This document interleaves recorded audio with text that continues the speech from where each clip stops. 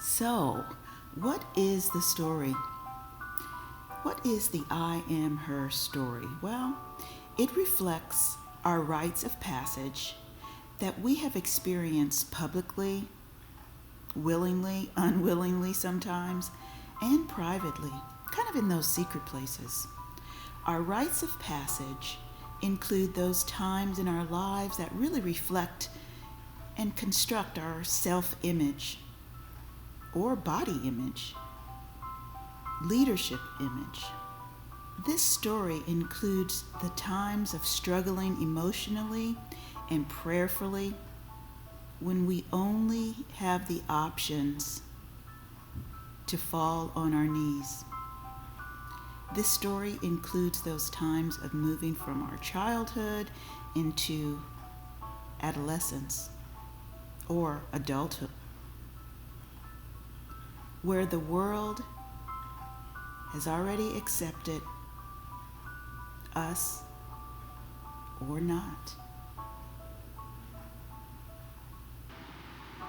It's important to have a clear understanding and really determining this term or phrase, a rite of passage. Well, as we typically know this as, we think about ceremonies that really mark important transitional periods in our lives, such as celebrating births or, in many cultures, puberty, becoming a woman, marriage, having children, and even death.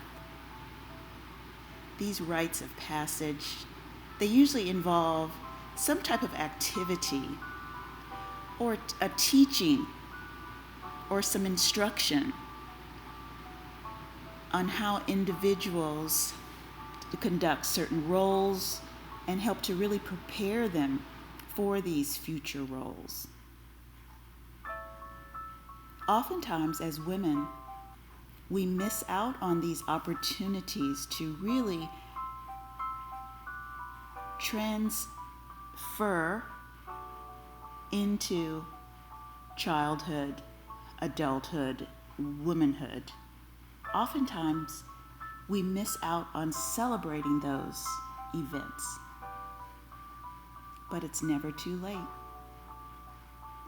That's what this quest is about, allowing us to appropriately transfer from one step to another and becoming that completed woman that we're called to become.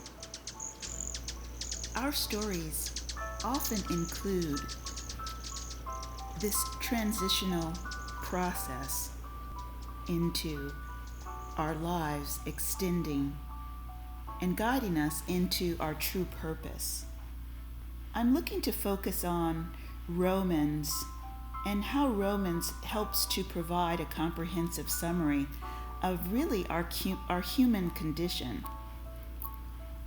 Through this, we look at God's grace in providing the means of our hope and salvation for all of His people, and our motivation and how we're led to respond in His grace. One of the most important portions of this chapter is how it helps to furnish leaders and leadership with a guide of an in-depth assessment of who we are when we're faced with our spiritual walk and how that spiritual walk reflects who we are and how we must respond in our daily lives. Paul is the author of Romans, and he's quite passionate, as we know, about helping others to commit to following after God's plan for our lives. I think it's so important to include these elements of how throughout human history, God's judgment on humanity, as He has offered some consequences of how we utilize righteousness and unrighteousness as well as self-righteousness. We look at this human solution to help us overcome problems of guilt and maybe even past stressors and difficulties that we have to look for ways to overcome and transition into a new walk at times.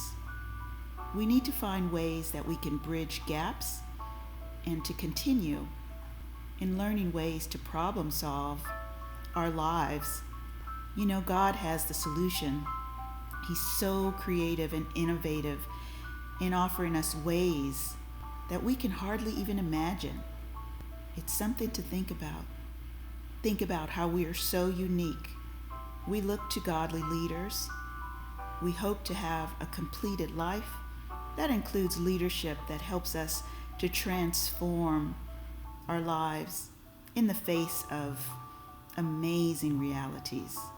We need to look to ways of managing our emotions and becoming real strong problem solvers and making good choices. We need to look for ways to call to action to our purpose of who we are in order to tell that story of who we are. We know that God is waiting to help us in our personal lives, in our businesses, in our families. Please remember to take a moment to focus on how He wants our story to continue. Thank you so much. This is Dr. Kim Eagles. Thank you for listening. Stay safe.